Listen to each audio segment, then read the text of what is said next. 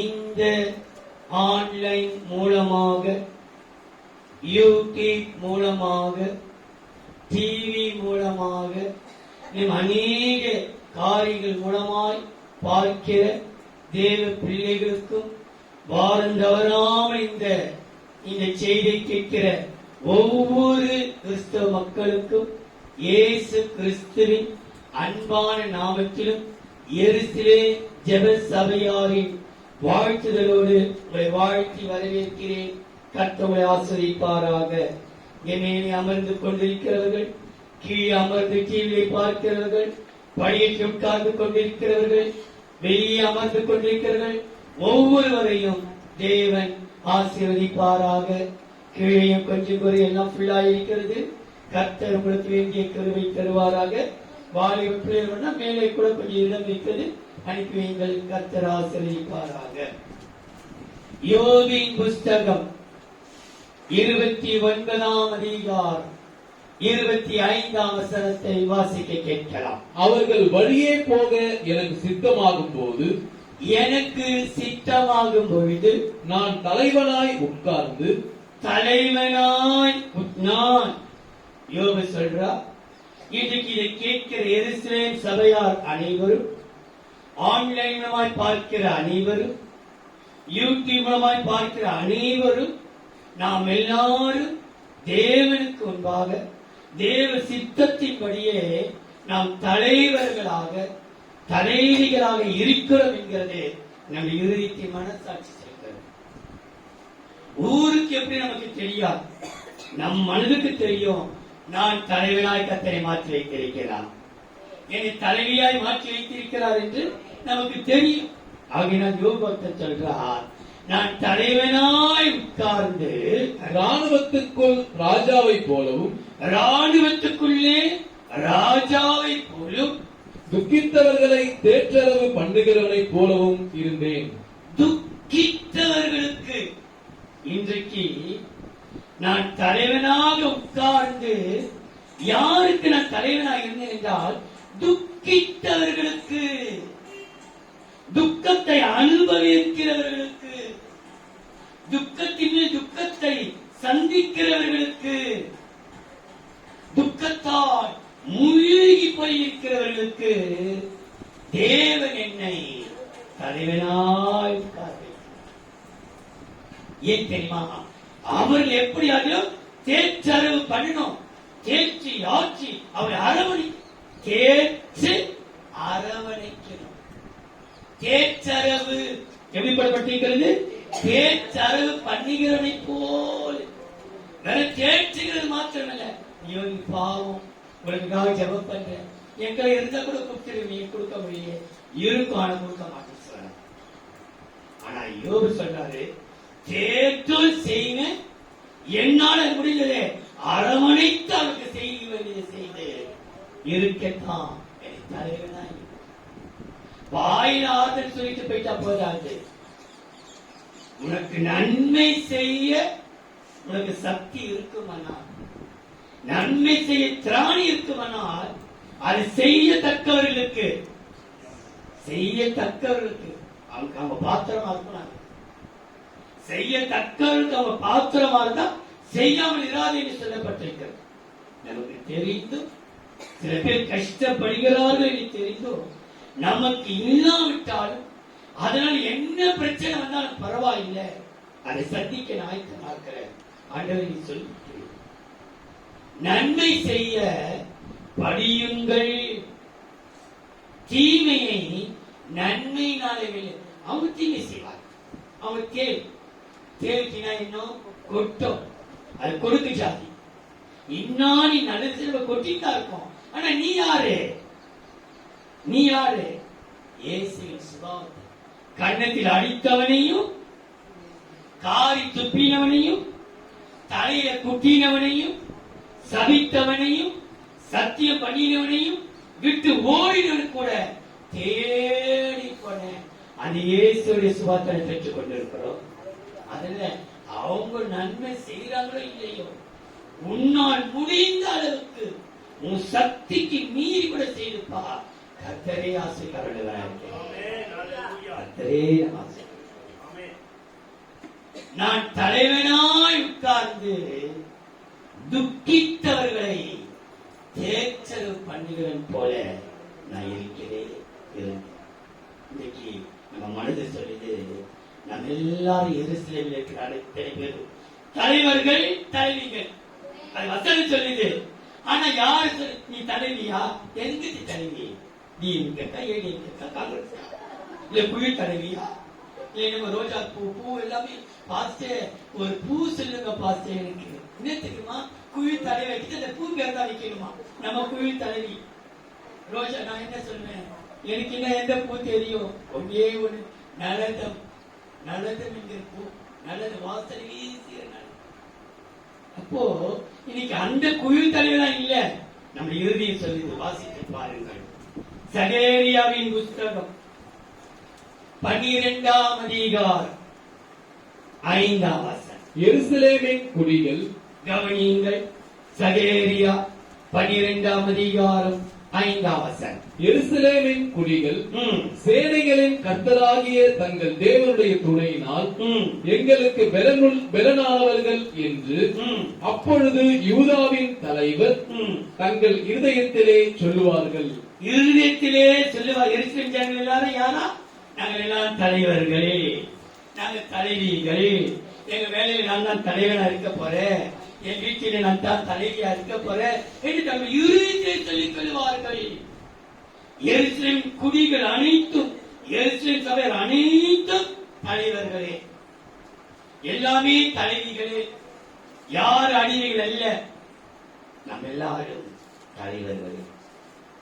ஆனால் எப்படிப்பட்ட தலைவர்களால் இருக்க வேண்டும் என்று வேதம் சொல்கிறது. அப்படிப்பட்ட தலைவனா இருக்க நாம் பிரயாசம் எடுப்போம்னால் நிச்சயமாகவே அவருடைய ஆசீர்வதிக்க அவர் வல்லவராய் காணப்படுகிறார். இன்றைக்கு நாம் எப்படிப்பட்ட தலைவர்களாய் இருக்க வேண்டும் என்று சொல்வதற்கு முன்பாக ஒரு 2 வசனத்தை வாசிக்கலாம். 2 சாமுவேல் 22ஆம் அதிகாரம் 44ஆம் வசனம். என் ஜனத்தின் சண்டைகளுக்கு நீர் என்னை விலக்கிவிட்டு. 2 சாமுவேல் 22ஆம் அதிகாரம் 44ஆம் வசனத்தை பாருங்கள். கவனியுங்கள், வேலை எடுத்து பாருங்கள். என் ஜனத்தின் சண்டைகளுக்கு நீர் என்னை விலக்கிவிட்டு. என் ஜனத்தின் சண்டைக்கு, என் ஜனம் இந்த சண்டைக்கு வருகிறார்கள். என் ஜனத்தின் சண்டைக்கு என்னை விலக்கி விட்டு ஜாதிகளுக்கு என்னை தலைவனாக வைக்கிறீர். ஜாதிகளுக்கு என்னை தலைவனாக வைக்கிறீர். ஜாதிகளுக்கு என்னை தனிமையில் போடப்பட்டிருக்கு, ஒருமையில் போடப்பட்டிருக்கு. ஜாதிகளுக்கு என்னை தலைவனாய் வைக்கிறீர். இதே வசனம் 18ஆம் சங்கீதம் 45ஆம் வசனத்திலே எப்படி போடப்பட்டிருக்கிறது பாருங்கள். அந்நியர் முனைவிழுந்து போய். சங்கீதம் 18ஆம் சங்கீதம் 45ஆம் வசனம். அந்நியர் என் ஜனம் சண்டைகளுக்கு 44 46 என்ன வசனம்? 43. ஜனங்களின் சண்டைகளுக்கு நீர் என்னை தப்புவித்து. அங்கே என் ஜனத்தினால் வந்த சண்டை, இங்க ஊராரால் வருகிற சண்டை, என் ஜனத்தின் சண்டை என்று அங்க போடப்பட்டிருக்கிறது. இங்க வந்து ஊரெல்லாம் வந்து நம்ம வெட்டி பேச, ஜனத்தின் சண்டைகளுக்கு நீர் என்னை தப்புவித்து. அங்க விடுவித்து, இங்கே தப்புவித்து. நம்ம ஜனத்திலிருந்து விடுவிக்கிறார், மற்ற ஜனத்திலிருந்து நம்மை தப்புவித்து ஜாதிகளுக்கு என்னை தலைவனாக்குகிறீர். தலைவனாக வைத்தார், தலைவனா ஆக்குகிறார். அங்க அந்த வசனம் தலைவனாக்குகிறது, தன்னாக்கி விட்டது. 2 சாமுவேல்ல இனிமேல் சங்கீதத்தில் தலைவனாக்குகிறது. ஜனங்களுடைய சண்டைகளுக்கு, என் ஜனங்கள் ஜாதிகளுக்கு என்னை தலைவனாக்கி இருக்கிறீர்கள். இன்னைக்கு கர்த்தர் நம்மை தலைவனாக தலைவியாக பார்க்கிறார். ஆகையினாலே இன்றைக்கு நிறைய வேதத்தெல்லாம் ஆண்களை குறித்து தான் சொல்லப்போனால் ஆணும் பெண்ணும் ஒன்றை சமம் தேவனுடைய பார்வை. நீங்க வந்து இந்த பட்டியலை பார்க்கும்போது ஆபிரகாம் ஈசாக்கை பெற்றார், ஈசாக்கு யாக்கோபை பெற்றார், யாக்கோபு 12 கோத்தை பெற்றாரு, ஆண்டுதான் பெற்றாருக்கு போட்டப்பட்டது தவிர அங்க சாரால் பெற்றால் ரெபேக்கா பற்றி சொல்லப்படல. வம்சவட்டனையில ஆண் பாலை குறிக்கிறது.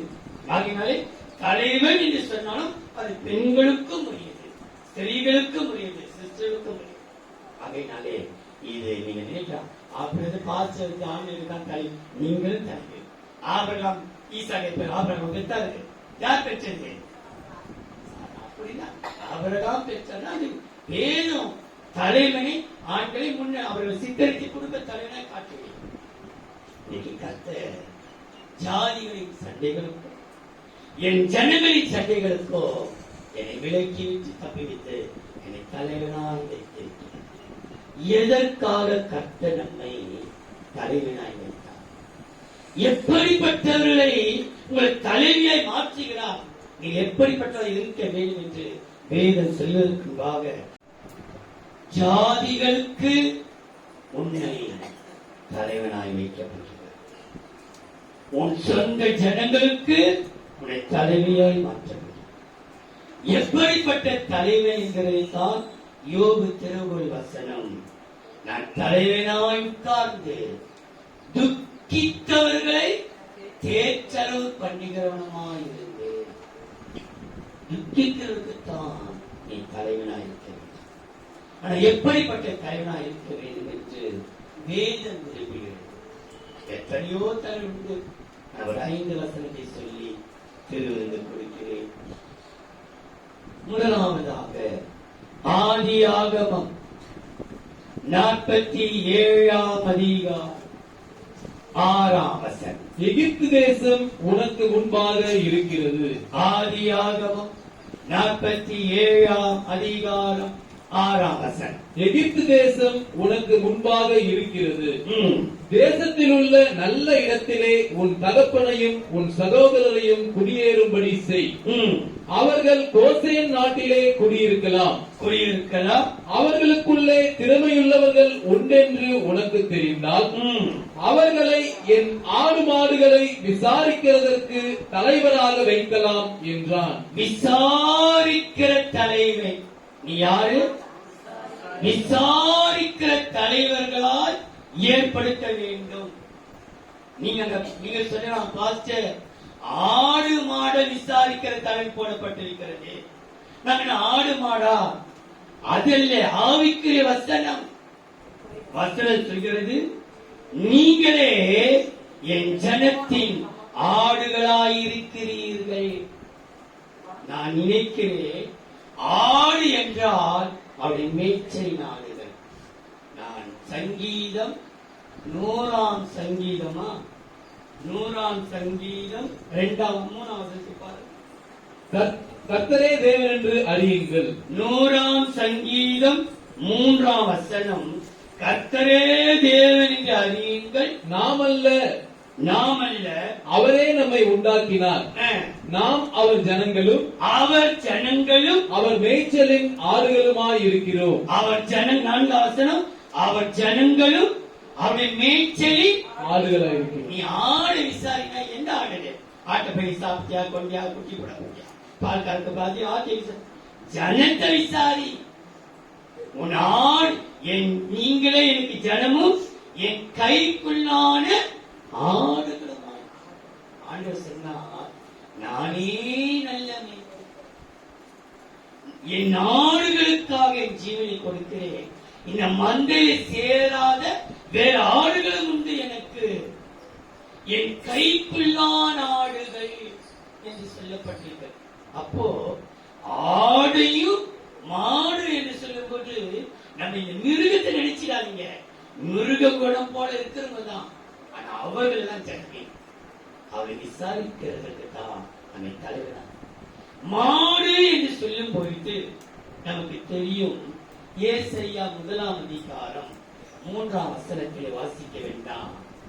மாடு தன் எஜமானனையும் கழுதை தன் ஆண்டவனின் முன்னணி அறியும் என்று. மாடு எஜமானுடைய பிரசன்ஸ். முன்னணி என்றால் முன்னே போகிறார் என் எஜமான். முன்னே போகிறது யார்? எஜமான் போகிறார். நீ கழுத மேல நீ பொதியை வச்சுட்ட அதை தான ஆட்டங்களை போய் நின்றுடும். யாருக்கும் சொல்ல வேண்டிய அவசியம். ஏன்னா எஜமான் உட்கார்ந்து இருப்பார். எஜமானுடைய முன்னணி தேவனுடைய பிரசனத்தை எப்பொழுதும் உணர்கிறவர்கள். அதுதான் நீங்க நினைச்சிடக்கூடாது. ஏதோ நம்ம கண்மணிதனமா படிக்கிறோம். ஆண்டவரே நீ தலைவனா வைக்கிறீ, விசாரிக்கிற தலைவன் இருக்கும் போது அங்க ஆடு மாடு விசாரிக்க போடப்பட்டே. அப்போ சொன்னார், மகனே ஆடு யார்? என் ஜனமும் என் கைக்குள்ளான் என் ஜனங்கள் தான் என் ஆடுகளாய் வைத்திருக்கிறோம்.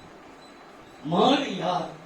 என்னுடைய பிரசனத்தை, எஜமானுடைய பிரசனத்தை எப்போதுமே உணர்கிறவர்கள் அவர்கள்.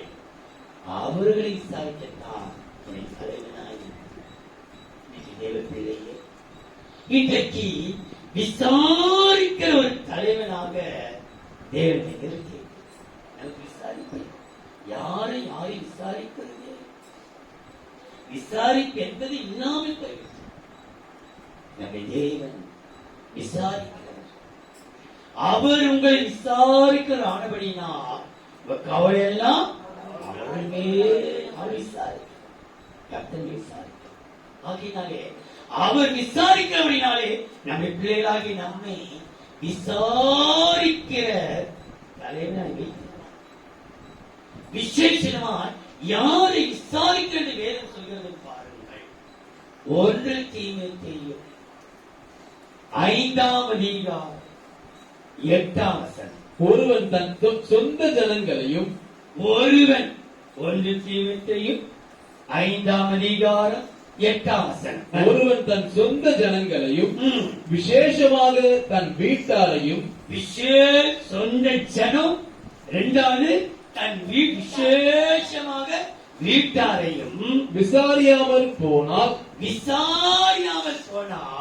அவன் விசுவாசத்தை மறுதலித்தவனும் அவிசுவாசியிலும் கெட்டவனுமாயிருப்பான். அவிசுவாசியிலும் கெட்ட அமைந்ததின் தலைமை. உன் சொந்த ஜனத்தை விசாரிக்கத்தில்லை, உன் வீட்டை விசாரிக்கத்தில்லை, வீட்டுக்குள்ள இருக்கிற நீ விசாரிக்கிறது. யாரையும் விசாரிச்சு யாருக்கோ குட் மார்னிங் போயிருக்க ஒரு குட் மார்னிங் மெசேஜ் வந்து சேர்க்கணும். வீட்டுல இருக்கிறத பார்த்து குட் மார்னிங் சொல்லிருப்பியா? உன் பொண்ணு பிள்ளைங்களுக்கு எல்லோருக்கும் குட் மார்னிங் மெசேஜ் அனுப்புவேன். அவங்க அனுப்புறாங்க இல்லையோ, உன் குடும்பத்தை முதல் விசாரி. அவங்களுக்கு நீ குட் மார்னிங் சொல்லு. வீட்டுல எல்லாரையும் பகையா, ஊர்ல இருக்கவெல்லாம் செய்யலாம். குட் மார்னிங் மெசேஜ் வந்து எல்லாம் இப்ப இருக்குது. இந்த வாட்ஸ்அப் தொடர்ந்துல கூறுபட்ட குட் மார்னிங் வந்துருக்கு. எல்லாத்தையும் அடிச்சு கொடுப்போம். அவனே ஒழுங்கு இல்லை, அவன் சொல்ற குட் மார்னிங் எனக்கு இல்லத்துக்கு. தன் சொந்த குடும்பத்தையும் தன்னுடைய சொந்த வீட்டை விசாரிக்காத அப்புறம் என்னத்துக்கு? இன்னைக்கு கர்த்தர் எருசலேமின் ஜனங்களை தலைவராக வைத்திருக்கிறது நம் மனதுக்கு தெரியும். ஆண்டவரே என்னை விசாரிக்கிற தலைவனாய் மாற்று. நீ அப்படி விசாரிக்கிற தலைவனாய் இருப்பாயனால் உன்னை பாக்கியவனாய் கர்த்தர் மாற்றுவார். எல்லாருடைய பார்த்து பாக்கியவான் சொல்லுவார்கள், நீ பாக்கியவன் என்று சொல்லுவார்கள். இருக்கிற நினைத்துக் கொள்வார்கள், ஐயோ அதை விசாரிச்சு பாக்கி நல்லா இருக்கும். வயிறோடு மனதார வாழ்த்துவார்கள். சில தாயார் எல்லாம் அப்படி உள்ள தெரிஞ்சு எப்படிதான் வாழ் அப்பா நீ நல்லா இருக்கணும், உன் பிள்ளை குட்டியில நல்லா வாழ்த்துவார். எங்க இருந்து அவங்களுக்கு அவர் வாழ்த்து அவங்களை அறியாமே அப்படி வாழ்த்துறாங்க. சில வேலைகள் ஏன் தெரியுமா? அவங்களுக்கு தெரியும் அவங்களை விசாரிக்க எங்களை எப்போது விசாரிக்கிறவர்கள். நீ விசாரிப்பாயனால் நீ பாக்கியம் பெறுவாய். வாசித்துப்பார். யாக்கோபின் புஸ்தகம் 1ஆம் அதிகாரம் 27 வாசித்த பிற்பாடு 25 வாசி. திக்கற்ற பிள்ளைகளும் கவனியுங்கள். யாக்கோப்பு 1ஆம் அதிகாரம் 25, 27, 27 வாசி. திக்கற்ற பிள்ளைகளும் இந்த மழை நாட்டில் உடனே இன்னும் தண்ணியை நிக்க வச்சு நீக்கிதான் போட்டு கல்லெல்லாம் கொட்டி வச்சு இந்த மழை உடனே இருக்குது. கர்த்தர் நல்லவராகவே இருக்கிறார். இந்த மழையில வந்து பாக்கியவதிகள் அதான் நீ உன்னை பாக்கியவனாக கர்த்தர் மாற்றுகிறார். திக்கற்றவர்களையும் திக்கற்ற பிள்ளைகளும் விதவைகளும் படுகிற உபத்திரவத்திலே அவர்களை விசாரிக்கிறதும் அவர்களை துக்கத்திலே திக்கற்றவர்கள், விதவை. எத்தனையோ அண்ணன் இருப்பான், எத்தனையோ அக்கா தங்கச்சி இருக்கும். ஆனா ஒருத்தர் விசாரி, என்ன சாப்பிட்டியா, குடிச்சா, என்ன பண்றீங்க, மழை காலத்துல ஏது பண்றீங்க, ஒருத்தர் விசாரிப்பது. அவசரம் சொல்கிறது, திக்கற்ற பிள்ளைகளையும் விதவைகளும் படுகிற உபத்திரவத்திலேயும் அவர்களை விசாரிக்கிறதும் உலகத்தால் கரைப்படாதபடிக்கு தன்னை காத்துக் கொள்ளுகிறதுமே பிதாவாகிய தேவனுக்கு முன்பாக மாசில்லாத சுத்தமான பக்தியாய் இருக்கிறது. மாசில்லாத சுத்த பக்தி. 40 நாள் பக்தி. அவேஷம், காவியோ கருப்போ வெள்ளையோ 40 நாள் பாலும் பழம்தான் சாப்பிடும். சஷ்டி பண்ணியே சாப்பிட மாட்டேன். மாசில்லாத சுத்த பக்தி. ஆனா தேவ பிள்ளையே, நீ விசாரிக்காவிட்டால் அதெல்லாம் பேசிட்டு நீ திக்கற்றவர்களும் விதவிப்படுகிற உபத்தை நீ விசாரிக்க நீ இருந்து எத்தனை நாள் பாசிங்க இருந்து பண்ணாலும் அதெல்லாம் வேஸ்டா. அதற்கு பதிலா 25ஆம் வசனம் சொல்கிறது பாருங்க. சுயாதீன பிரமாணமாகிய பூரண பிரமாணத்தை, இதுதான் பூரண பிரமாணம். இந்த விசாரித பூரண பிரமாணம். பிரமாணத்தை உற்று பாருங்கள். இந்த பூரண பிரமாணத்தை உற்று பார்த்து அதிலே நிலைத்திருக்கிறவனே கேட்கிறதை மறக்கிறவனாய் இராமல் அதற்கேற்ற கிரியை செய்கிறவனாய் இருந்து தன் செய்கையில் பாக்கியவானாய் இருப்பான். தன் செய்கையிலே அவன் பாக்கியம். அவன் தன் செய்கையிலே கேட்கிறத விட்டுடக்கூடாது. ஒரு முறை இந்த நம்ம எருசலேம் ஜெபஸ் மகை போன மாசம் நல்ல மகை. அப்போ 2 புது தம்பதிகள் காலை ஆராதிக்க வரவில்லை. அவர்கள் மாலாரைக்கு வந்தார்கள், செய்தி கேட்டார்கள். ஆனா அடுத்த வாரம் அவர்கள் என்கிட்ட ஜெபிக்க வந்தார்கள்.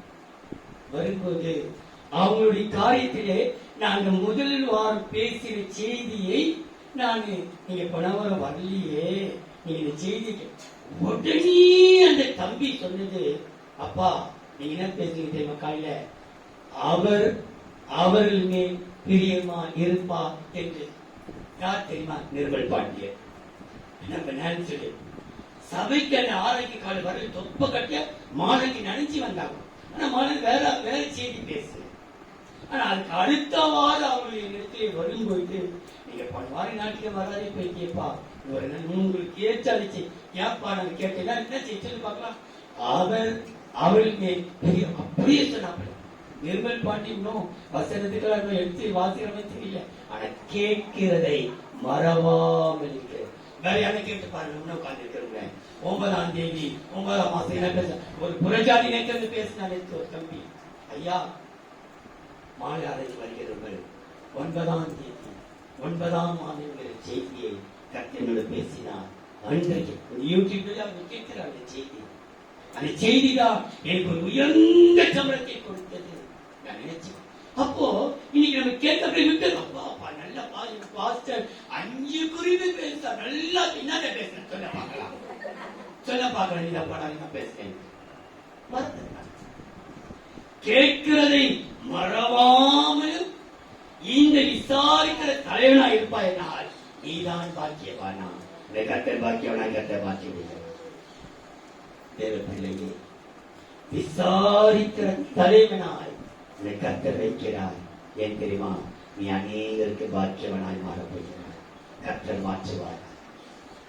2வது யாத்ராகமம் 6ஆம் அதிகாரம் 14ஆம் வசனம்.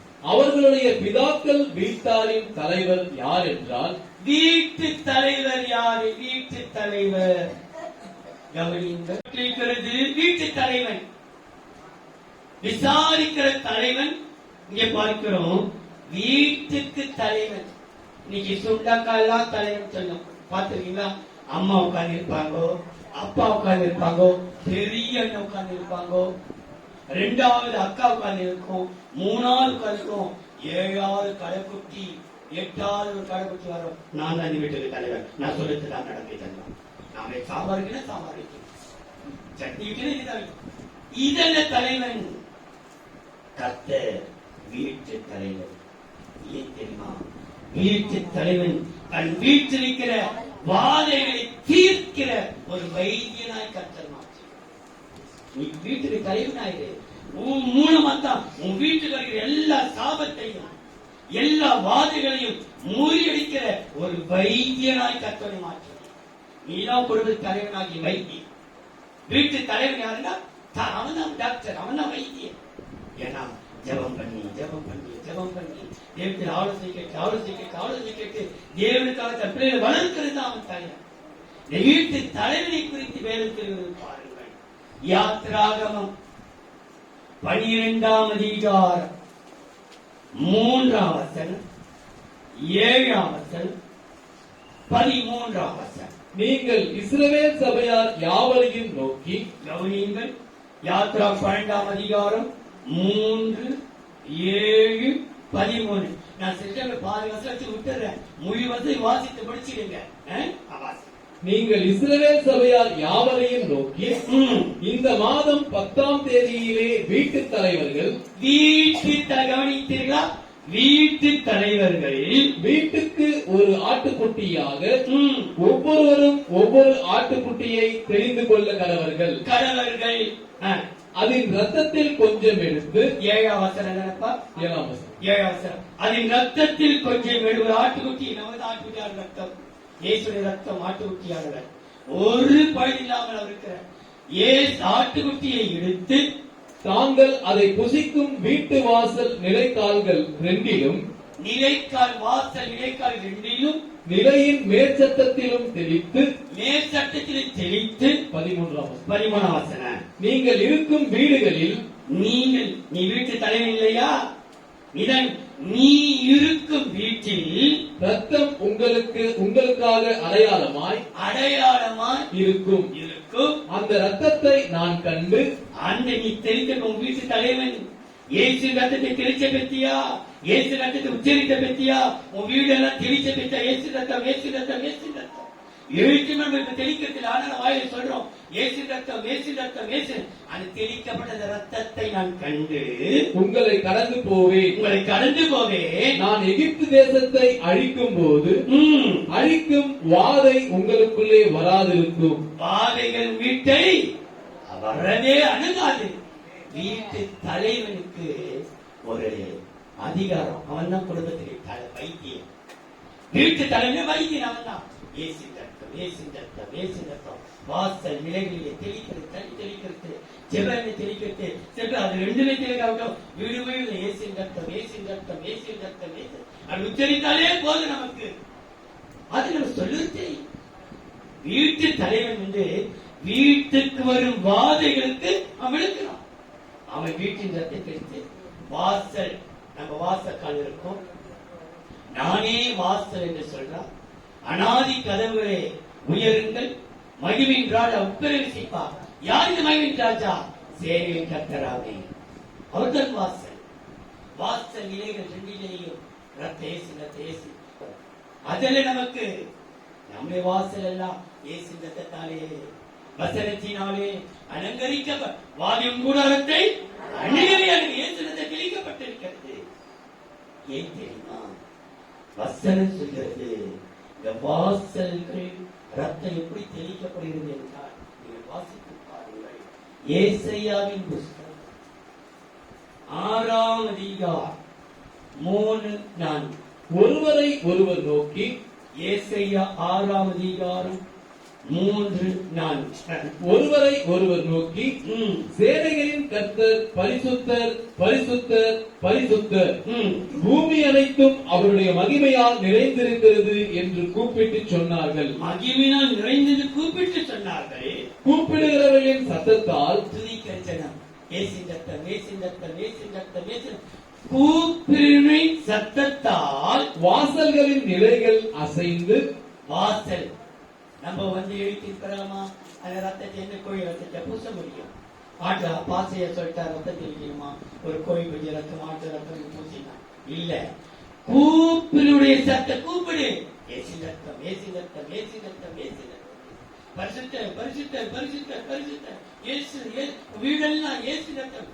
கூப்பிடுடைய சத்தத்தால் வாசல்களின் நிலைகள் அசைந்து அசைந்து ஆலயம் புகையினால் நிறைந்தது. அப்படியே உடைய சரீரமாகிய ஆலயம் தேவ புகையினால் மகிமையினாலே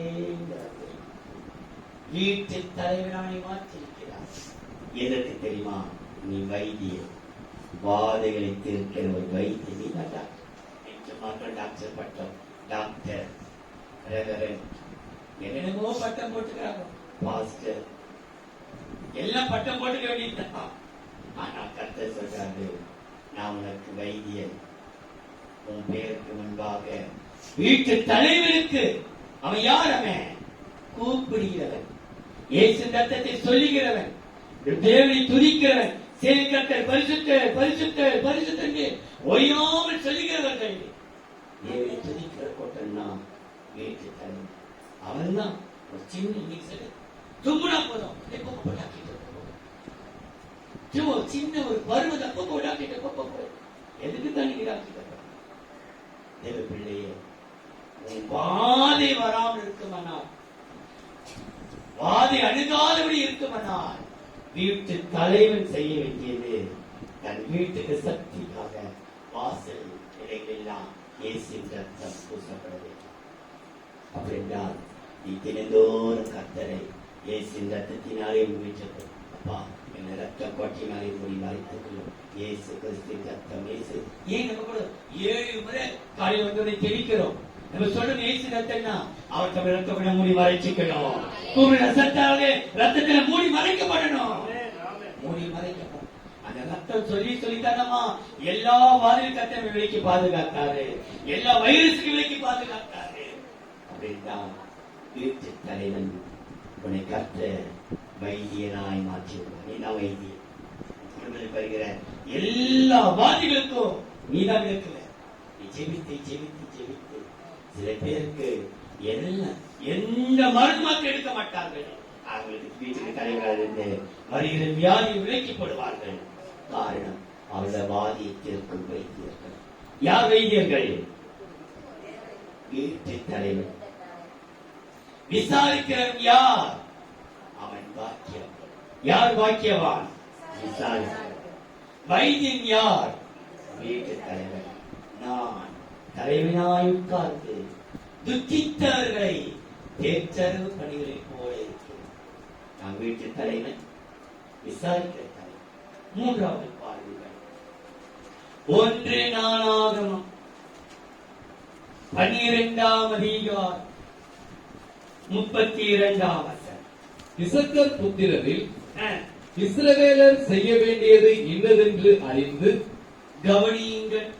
1 நாளாகமம் 32ஆம் வசனம். இசக்கர் புத்திரரில் இஸ்ரவேலர் செய்ய வேண்டியது இன்னதென்று அறிந்து காலாகாலங்களுக்கு தகுந்த யோசனை சொல்லத்தக்க, காலாகாலங்களுக்கு தகுந்த யோசனை சொல்லத்தக்க தலைவர்கள் 200 பேரும். எப்படிப்பட்ட தலைவர்களா? தகுந்த யோசனை சொல்லுகிறவர்கள். தகுந்த யோசனை, தகாத யோசனை சொல்லிடக்கூடாது. உன்னால் அந்த குடும்பம் கட்டப்படுமே தவிர உன்னால் அந்த குடும்பம் பிரிஞ்சு போய்விடக்கூடாது. ஜாகிரதை. காலாகாலங்களுக்கு தகுந்த யோசனை சொல்லுகிற தலைவன். யோசனை சொல்லுகிற தலைவன் என்று சொல்லல, தகுந்த யோசனை சொல்லுகிற. அது பைபிள்ல அப்பொழுது உங்களுக்கு தானே. ஆனா வசனத்து காலாகாலங்களுக்கு எத்தனை காலம் கலந்து பண்ணானோ உன்னுடைய தகுந்த யோசனை அந்த குடும்பத்தை வாழ வச்சு காட்டும். இன்னைக்கு பிரிக்க எத்தனையோ குடும்பம் பிரிக்கிறதுக்கான அவசியத்தோ தகுந்த யோசனை அவளை ஒன்று சேர்ப்பதற்காக, ஒன்று சேர்ப்பதற்காக. தேவ பிள்ளை, தேவநாமத்தின் மகிமைக்காக சொல்றேன். ஒரு குடும்பம் போச்சு வைக்க போச்சு, விவாகரத்து நோட்டீஸ் வந்துருச்சு, பிரிந்து விட்டார்கள். ஒரு சந்தர்ப்பத்திலே அந்த கணவன் என்ன மணி நான் பேசி எப்பேற்பட்ட ஒரு சூழ்நிலை எப்படி ஏன்? ஆனா அந்த பிரிந்தவர்கள் ஒன்று சேர்ந்தார். அவனுடைய கருதை நான் இன்னைக்கு இருக்கிறவளை நான் பிரித்து காலா காலங்களுக்கு தகுந்த யோசனை சொல்லுகிற தலைவனா உண்டு என்னை மாற்றி இருக்கிறார். நமக்கு ஒரு யோசனை தான், அந்த யோசனை நம்மளுக்கு நல்லது நடக்குது பாருங்க. உன்னால் அந்த குடும்பம் கட்டப்படும். நீ சொல்ற யோசனை சபைக்கு ஆசீர்வாதமா இருக்கணும், அந்த குடும்பத்துக்கு ஆசீர்வாதமா இருக்கணும். நீ சொன்னதுனால அவங்களுக்கு பிரச்சனை அதிகமாச்சு என்ன பண்ணணும்? அவசரம் சொல்கிறது, காலா காலங்களுக்கு தகுந்த யோசனை சொல்கிற தலைவர்கள் யார் என்றால் வாசித்து பாருங்கள். 12ஆம் அதிகாரம் 18ஆம் வசனம். அப்பொழுது அதிபதிகளுக்கு தலைவனான அமாசாயின் மேல் ஆவி இறங்கினதனால், அந்த தகுந்த யோசனை சொன்னவன் மீது ஆவி இறங்கினதினால் அவன் தாவீதே, நாங்கள் உம்முடையவர்கள். நாங்கள் யாரெல்லாம் உம்முடையவர்கள் அப்பா. உங்களை எப்போது நாங்கள் பகைச்சிருந்தோம், ஆனா இன்னைக்கு நாங்கள் தகுந்த யோசனை சொன்னா நாங்கள் எல்லாம் உம்முடையவர்கள். ஈசாயின் குமாரனே, உமது பட்சமாய் இருப்போம். எப்படி இருப்பாங்க? உமக்கு பட்சம். உன்னை பகைக்க மாட்டோம், உன்னை வெறுக்க மாட்டோம், உன்னை புறம்பி தள்ளிவிட மாட்டோம். நீ எப்படி இருந்தாலும் பரவாயில்ல, நாங்கள் பட்சத்திலே பட்சமாய் இருப்போம். உமக்கு சமாதானம் சமாதானம். 2 முறை தாவீதே, உனக்கு சமாதானம், குடும்பத்துக்கு சமாதானம், உனக்கு சமாதானம், உன் வேலையில சமாதானம், உன் சபையில சமாதானம். சமாதானம் சமாதானம். உமக்கு உதவி செய்கிறவர்களுக்கு சமாதானம், உமக்கு உதவி செய்கிறவர்களுக்கு சமாதானம். உம்முடைய தேவன் உமக்கு துணை நிற்கிறார் என்றான். உன் தேவனாய் கர்த்தர் துணை நிற்கிறார் என்றான். அமாசாயின் மேலே அவன் தலைவன், தகுந்த யோசனை சொல்கிற ஒரு தலைவன். அந்த தகுந்த யோசனை சொல்ற தலைவனை கர்த்தர் எப்படிப்பட்ட மாற்றி விட்டார் பாருங்கள்.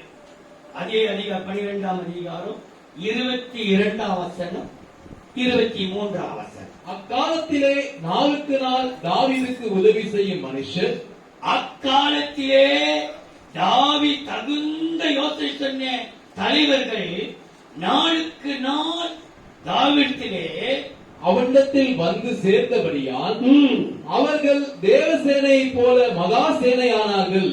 தேவசேனையை போல மகா சேனையானார்கள். கர்த்தருடைய வாக்கின்படியே சவுலின் ராஜ்யபாரத்தை தாவீதினிடமாய் திருப்ப எப்ரோனில் இருக்கிற அவனிடத்திற்கு வந்த யுத்த சன்னதரான தலைவரின் லக்கமாவன. கவனிங்கள், தேவசேனையை போல தலைவர்கள், தகுந்த யோசனை சொல்லுகிற தலைவன் யார் என்றால் அவன் தேவசேனையாய் மாறும். இதன் ஆர்மி தேவசேனை. நீ யாரு? தகுந்த ஆலோசனை. ஆனா ஒரு சில குடும்பத்துல தாயே துஷ்ட ஆலோசனை சொன்னாலாம். பைபிள போடப்பட்டிருக்கு, தாயார் பிள்ளைக்கு சொல்லிக் கொடுப்பாளர் துன்மார்க்கம் நடக்க. அப்படி இருக்கிறது ஒரு ராஜாவுக்கு ஒரு ராணி தம் மகனுக்கு சொல்லிக் கொடுக்கலாம் பாருங்கள். 2 நாளாகமம் 22ஆம் அதிகாரம் நான் நினைக்கிறேன் 3ஆம் வசனத்தை பாருங்கள். அவனும் ஆகாப் குடும்பத்தாரின் வழிகளில் நடந்தான். துன்மார்க்கமாய் நடக்க, துன்மார்க்கமாய் துஷ்டனா துன்மார்க்கனாய் நடக்க அவனுடைய தாய் அவனுக்கு ஆலோசனைக்காரியாய் இருந்தாள். என்ன ஆலோசனைக்காரியவோ? தகுந்த ஆலோசனைக்காரி இல்ல, துன்மார்க்கமாய் நடக்க, துஷ்டமன் தகுந்த துஷ்டதனத்தை பேசுற அவ ஆலோசிக்க தாயே. பேசிட்டு வா, நான் பாத்துக்கிறேன். பேசிட்டு வா, நான் பாத்துக்கிறேன். 4 கேள்வி கேட்டுட்டு வா, நான் பாத்துக்கிறேன். என்ன நடக்குது பாத்துக்கலாம். அந்த துஷ்ட ஆலோசனை சொல்லக்கூடாது. தகுந்த யோசனை. நீ தகுந்த யோசனை சொல்கிற தலைவனாய் இருப்பாய் என்றால் உன்னை கர்த்தர் தேவசேனையாய் மாற்றி விடுவார். விசாரிக்கிற தலைவன் பாக்கியவான். வீட்டு தலைவன் வைத்தியன். தகுந்த யோசனை சொல்லுகிற தலைவன் தேவசேனையாவே மாறிடும். அவன் தான் தேவசேனை, மகா தேவசேனை போல மாறிட்டார். தகுந்த யோசனை தலைவர். இன்னைக்கு நல்ல தகுந்த யோசனை சொல்லுங்க. இது நடந்தா நல்லா இருக்கும், இது செய்தா நல்லா இருக்கும், இப்படி மாத்தினா நல்லா இருக்கும், இப்படி கோபப்படாம அப்படி சொல்லி பாருங்க. நீ கோபப்பட்டது சரி, நீ பேசுறது சரி, அப்படி கூட ஏற்றுட்டேன்னா ஒன்னும் 4 வார்த்தை பேச 14 வார்த்தை பேசுவாங்க. 14 பேச 32 வார்த்தை பேசும். அப்படி கீ கொடுக்கப்படும். எரிகிற எண்ணெயில என்ன ஊத்துவாங்கண்ணா? எண்ணெய் நம்ம நெய்ய ஊத்துவாங்க. 10 எரிக்க கொடுக்கணும். எண்ணெய் ஊத்துறாங்க பரவாயில்ல, நெய்ய ஊத்துறாங்க. கோழிப்ப ஊத்துறாங்க. தேவ பிள்ளையே, இல்லாத்தம் பொல்லாத்தம் சொல்லி சொல்லி சொல்லி எரிய வச்சிருக்கான். வேண்டாம் தேவ பிள்ளையே, கர்த்தர் துக்கித்தவர் தான் அவன் தலைவனா தலைமாட்டிருக்கிறார். எப்படிப்பட்ட தகுந்த யோசனை அவன் இதயத்துக்கு மருந்தார். ஏற்கனவே காயப்பட்டிருக்குது. காயம் நிறைந்த அந்த கரங்களுக்கு நம்ம காயத்தை விட்டாக்கக்கூடாது. அதனாலே நம்ம ஒரு நல்ல தேவ சேவையை போல காணும். 5ஆம் அதிகாரம் 22, 23. அப்பொழுது மார்க் 5ஆம் அதிகாரம் 22, 23. அப்பொழுது ஜெப ஆலய தலைவரில் ஒருவனாகிய ஜெப ஆலய தலைவன் ஜெப ஆலய தலைவனாகிய ஒருவன் யவீரு என்பவன் வந்து அவரை கண்டவுடனே அவரை இயேசுவை கண்டவுடனே அவர் பாதத்திலே விழுந்து ஜெப ஆலய தலைவன் பாதத்தில் விழுந்து நாம் டக்குனு விழுந்தான். ஜெப ஆலய தலைவரில் ஒருவனாகி யவீரு இயேசுவை கண்ட மாத்திரத்திலே பாதத்திலே விழுந்து, என் குமாரத்தி மரண அவஸ்தைப்படுகிறாள், அவள் ஆரோக்கியம் அடையும்படிக்கு நீர் வந்து அவள் மேல் உமது கையை வையும், அப்பொழுது பிழைப்பாள் என்று அவரை மிகவும் வேண்டிக் கொண்டான். மிகவும் வேண்டிக் கொண்டான். ஐயோ வாங்க வாங்க வந்து சுகமா சுகமா பாச்ச ஃப்ரீயா வந்துட்டு போறீங்களா வீட்டுக்கு? அவ்வளவுதான். நான் வராட்டி குடிச்சுப்பா. நம்ம எப்படி கூப்பிடுறாங்க? நீங்க ஃப்ரீயா இருந்தா வந்துட்டு போங்களேன். அவரு கருத்தா நாங்கெல்லாம் கூப்பிட்டா வருவாரா இவரு? அவருக்கு பெரிய காணிக்க கொடுத்தா வருவாரு. நாங்க கூப்பிட்டா வருவாரா? ஏமா வரல? நான் வந்து உட்கார்ந்து அப்பதான் அடுப்ப வருவேன். லுக்கு நான் இருக்க வேண்டிய அப்பதான் ஊதிவிடும். பூ பூ அது கொட்டை போச்சு வெறும் இஞ்சி ஒரே போக இந்த அழகை நிமிஷம் உட்காந்துக்கிறேன். ஆனா உட்காந்து கொண்டுதான் இருக்கிறேன். ஆனா யவீரு ஜெபாலை தலைவன் மிகவும் வேண்டிக் கொண்டான். 100க்கு அதிபதி கருத்தாய் வேண்டிக் கொண்டான். ஒரு வார்த்தை சொல்லும் நான் பார்க்கிறேன். கருத்தாய் அப்படியா வருந்தி சுனவெத்தியால் எலிசாவை வருந்தி அழைத்தார்கள். நம்மள சும்மா பாவம் பார்த்து முடிஞ்சா பாருங்க பார்த்து உடம்பு செல்லாம இருக்கிறோம் சொல்லிடும். எங்க வீட்டுக்கெல்லாம் ஒரு வருஷமாச்சு வரத்தே வீடு சந்திக்கத்தே இல்லை, விசாரிக்கத்தே இல்லை. நீ தான் அப்படி சொன்ன முடிஞ்சா வாங்க பார்த்தேன். அப்படி போறப்பதான் அப்ப பெருக்கி நிக்க கொஞ்ச நிமிடம் பெருக்க போனா பாரு. தேவ பிள்ளையே, இந்த யவீரு ஜெபாலின் தலைவன் இயேசு கண்ட மாத்திரத்தை சாஷ்டாம பாதத்திலே விழுந்து கருத்தாய் வேண்டிக் கொண்டான். வாசித்தீங்கப்பா? முடிச்சாச்சு. அதுக்கு பாருங்க, இந்த ஜெபாலை தலைவன் செய்த காரியத்தை பாருங்கள். லூக்கா எழுதின சுவிசேஷம் 12ஆம் அதிகாரம் 11ஆம் வசனம். அன்றியும் ஜெப ஆலய தலைவர்களுக்கும் துரைத்தனத்தார்களுக்கும் அதிகாரம் உள்ளவர்களுக்கும் முன்பாக உங்களை கொண்டு போய் விடும்போது எப்படி எண்ணத்தை மாறுதரமாக சொல்லுவோம் என்றும் எதை பேசுவோம் என்றும் கவலைப்படாதிருங்கள். நீங்கள் பேச வேண்டியவைகளை பரிசுத்த ஆவியானவர் அந்நேரத்திலே உங்களுக்கு போதிப்பார். யாரை போதனா வைப்பார்? ஜெபாலை தலைவரை. என்ன போத? நீ தாய் விழுந்துட்ட, சாய்ச்சாம விழுந்துட்ட. உன் பிள்ளைக்கு நான் சுகம் கொடுத்தது மாத்திரம் இல்ல. ஏன் தெரியுமா? மற்றவெல்லாம் சொன்னான் இவன் போ ஜெபாலை இவன் வேஸ்ட், இனி இவன் தலைவனுக்கு ஏசி பார்த்து விழுந்துட்டானே இவன் இல்ல. ஆனா இயேசு சொல்றா, நீ கவலைப்படாது, நீ தான் பரிசுத்தாவிற்கு போதகனாய் உன்னை வைத்தியனாய் மாற்ற தெரியும், உன்னை பாக்கியவனாய் மாற்ற தெரியும். தேவசனை மாற்றி தெரிகிற கர்த்தருக்கு உன்னை போதகனாய் தேறின வேத பாருங்கள். ஒரு வசனம் உண்டு, அவன் தேறின வேத பாருங்கள் என்று சொல்லப்பட்டிருக்கிறது. அதை அப்புறம் வாசிக்கலாம், நீங்க வாசித்து பாருங்கள். அப்போஸ்தலர் 13ஆம் அதிகாரம் 15ஆம் வசனம். நியாயப்பிரமாணமும் தீர்க்க தரிசன ஆகமும் வாசித்து முடித்த பின்பு, அப்போஸ்தலர் 13ஆம் அதிகாரம் 15ஆம் வசனம். நியாயப்பிரமாணமும் தீர்க்க தரிசன ஆகமமும் வாசித்து முடிந்த பின்பு, சகோதரரே, நீங்கள் ஜனங்களுக்கு புத்தி சொல்ல விரும்பினால் சொல்லுங்கள் என்று சொல்லும்படி ஜெப ஆலய தலைவர்கள் அவர்களிடத்தில் ஆள் அனுப்பினார்கள். நீங்க ஆலோசனை சொல்லுங்கள், அவங்களுக்கு செய்தி சொல்லுங்கள், நீங்க பிரசங்கம் பண்ணுங்கள், சொல்ல வேண்டியது சொல்லுங்கள். ஏன் தெரியுமா? உன் வாயிலே தேவனுடைய வார்த்தை இருக்குது. நீதான் போதகன், நீதான் போதகர். உங்களை கத்த வார்த்தை வச்சுட்டா ஜமால் சொல்லுகிறார்கள், நீங்க அவர் சொல்ல வேண்டியது பேசுங்கள். கர்த்தர் உன்னை ஒரு போதகனாய் கர்த்தர் தேவப்பிள்ளை கடைசி ஒன்று சொல்லி முடிக்கிறேன்.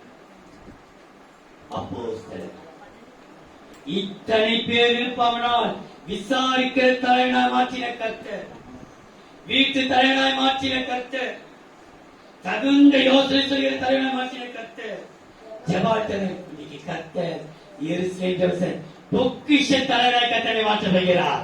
எல்லா பொக்கிஷம் நமக்கு உண்டு. பொக்கிஷங்களுக்கெல்லாம் உன்னை தலைவனாய் கர்த்தர். நீ இந்த 4 காரியம் உனக்குள் இருக்குவனா, நீதான் பரலோக பொக்கிஷத்துக்கு அதிகாரி, நீதான் தலைமை. பரலோகத்துக்கு பொக்கிஷம் நமக்கு ஒரு அரசாங்கம், பரலோக அரசாங்கம், அதுதான் அப்படி தலையில மாற்றி வச்சிருக்கிறது. பரலோகத்திலிருந்து நமக்கு போனஸ் வரும், பரலோகத்திலிருந்து நமக்கு அட்வான்ஸ் வரும், பரலோகத்தில் நமக்கு எல்லாம் வரும் நமக்கு. அதனாலே பொக்கிஷத்துக்கு எல்லாவற்றுக்கும் நம்மை தலைவனாய் மாற்றுவார். வாசித்து பாருங்கள். அப்போஸ்தலர் 8ஆம் அதிகாரம் 27ஆம் வசனம். அந்தபடி அப்போஸ்தலர் 8:27. அந்தபடி அவன் எழுந்து போனான். அப்பொழுது எத்தியோப்பியருடைய ராஜஸ்திரியாகிய உனக்கு ஜீவனுக்கீடாக எத்தியோப்பியாவை நான் கொடுப்பேன் என்று கர்த்தர் சொல்லியிருக்கிறார். ஏசாயா நமக்கு வாக்கு கொடுத்திருக்கிறார். உன் ஜீவனுக்கீடாக அழைக்கப்பட்டிருக்கிறது. எத்தியோப்பியருடைய ராஜஸ்திரியாகிய கந்தாகே என்பவருடைய மந்திரியும் அவருடைய பொக்கிஷம் எல்லாவற்றுக்கும் தலைவனுமாயிருந்த பொக்கிஷம் எல்லாவற்றுக்கும் தலைவன். வைரத்துக்கும் அவன் தான், தங்கத்துக்கும் அவன் தான், எல்லா வைடூரியங்களுக்கும் அவன் தான், வெள்ளிக்கும் அவன் தான். ஒண்ணு விலக்கு இல்ல.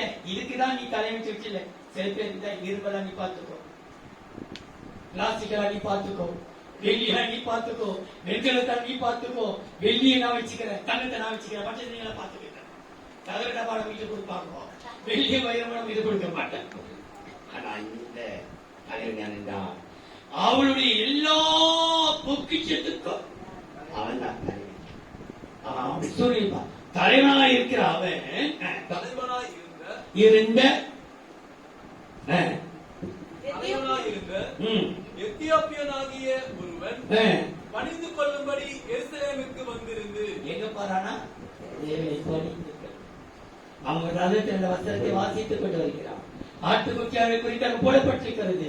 பிலிப்பு விவரித்து சொல்கிறான். எல்லா பொக்கிஷத்துக்கும் தலைவனாய் இருந்தாங்க. கர்த்தரை பணிந்து கொள்ள எருசலேமுக்கு வந்தான். இன்றைக்கு நீங்கள் காலையிலிருந்தே மழை வந்தாரோ, தூரத்தோம் வந்தார், வெயில் வருதோம், நீங்க எருசலேமை பணிந்து கொள்ள வந்திருக்கிறீர்கள். கர்த்தர் உங்களை எல்லா பரலோக பொக்கிஷத்துக்கு நம்மை தலைவராய் மாற்றியும். ஒரு சமயம் உங்களுக்கு வெள்ளி இல்லாமல் இருக்கலாம், தங்கம் இல்லாமல் இருக்கலாம், வைடூரியங்கள் இல்லாமல் இருக்கலாம். கர்த்தர் அதையும் கர்த்தர் கொடுப்பார்.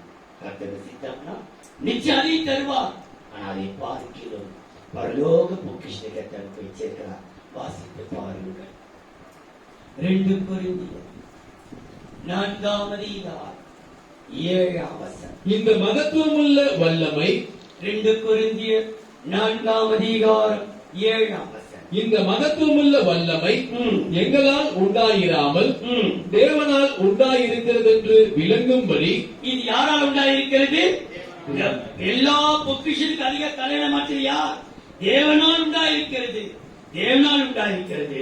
தேவனால் உண்டாயிருக்கிறது என்று விளங்கும்படி விளங்கும்படி இந்த பொக்கிஷத்தை இந்த பொக்கிஷத்தை, இந்த விலையேறு பெற்ற பொக்கிஷத்தை, இந்த மகிமையான பொக்கிஷத்தை, இந்த பொக்கிஷத்தை மண்பாண்டங்களில் பெற்றிருக்கிறோம். எங்க போட்டிருக்கிறோமா? மண்பாண்டத்திலே. நீ மண்ணா இருக்கிறாய், மண்ணுக்கு அப்படின்னா நாங்க இந்த மண்ணு தான் நம்ம சரீரமாக இந்த மண்ணை வெளியேற பெற்ற வல்லமை என்கிற பொக்கிஷம், ஆவியின் வல்லமை, குணமாக்குற வல்லமை, தீர்க்கத வல்லமை எல்லாம் இங்க போடப்பட்டிருக்கிறது. இந்த மண்ணில் பெற்றிருக்கிறோம். மத்திய சுவிசேஷம் 13ஆம் அதிகாரம் 52ஆம் வசனம். அப்பொழுது அவர் மத்தேயு 13ஆம் அதிகாரம் 52ஆம் வசனம். அப்பொழுது அவர் அவர்களை நோக்கி, இப்படி இருக்கிறபடியால் பரலோக ராஜ்யத்துக்கு அடுத்தவைகளில் பரலோக ராஜ்யத்துக்கு அடுத்தவைகளில் உபதேசிக்கப்பட்டு தேறின வேதபாரகன் தேறின வேத பாரகன் எவனும் தன் பொக்கிஷத்தில் இருந்து தன்னுடைய தேறின வேத பாரகன், சாதாரண வேத பாரகன் அல்லாமே தேறின வேத பாரகன் எவனும் தன் பொக்கிஷத்தில் இருந்து தன் பொக்கிஷம், என்னை நம்பி ஒரு பொக்கிஷத்தை கொடுத்திருக்கிறார், பரலோக பொக்கிஷத்தை கொடுத்திருக்கிறார். அந்த பொக்கிஷத்தில் இருந்து புதியவைகளையும் பழையவைகளையும் எடுத்துக் கொடுக்கிற வீட்டெஜமானாகிய உன்னை வீட்டுக்கு எஜமானாய் கர்த்தர் மாற்றுகிறார். நீ தான் எஜமான் பொக்கிஷத்திற்கு. பழைய ஏற்பாட்டிலிருந்து எடுத்துக் கொடுக்கிறது, புதிய ஏற்பாட்டிலிருந்து எடுத்துக் கொடுக்கிறது, பழைய ஏற்பாட்டை ஜோடி சேர்க்கிறது, புதிய ஏற்பாட்டை ஜோடி பழையவைகளையும் புதியவைகளையும் தன் பொக்கிஷத்தை எடுத்து காட்டுகிற வீட்டு எஜமானாகிய அவன், வீட்டு எஜமானாகிய அவன் தேவ பிள்ளையே, கர்த்தர் வீட்டுக்கு எஜமான். நீதான் பொக்கிஷன். பொக்கிஷத்துக்கு தலைவன் யார் என்றால் அவனை கர்த்தர் எஜமானாய் மாற்று. நம்மை கர்த்தர் வேலைக்காரனாக, வேலைக்காரியாக அல்ல, அடிமைகளாக அல்ல, எஜமானாய் மாற்று. முதலாவது சொல்லுங்க, விசாரிக்கிற தலைவன் பாக்கியம். வீட்டு தலைவன் வைத்தியம். தகுந்த யோசனை சொல்கிற தலைவன் தேவ சேவை. ஜமாயல் தலைவன் போதகன். பொக்கிஷத்தின் தலைவன் எஜமானாய் கர்த்தர் மாற்றுகிறார். நமக்கு கர்த்தர் கிருபை கொடுக்கிறார். அன்பின் தெய்வமே, மனன்றியோடு மை சோத்தரிக்கிறோம்.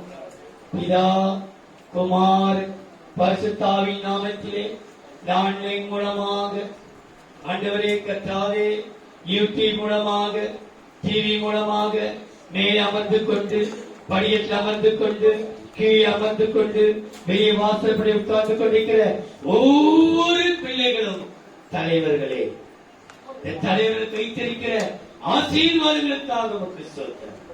வந்திருக்கிற ஒவ்வொருவரையும் இதயத்தின் ஆழத்திலிருந்து இந்த வார்த்தையை பேசியிருக்கிறேன், இதயத்திலே போய் அமரட்டும் கர்த்தாவே.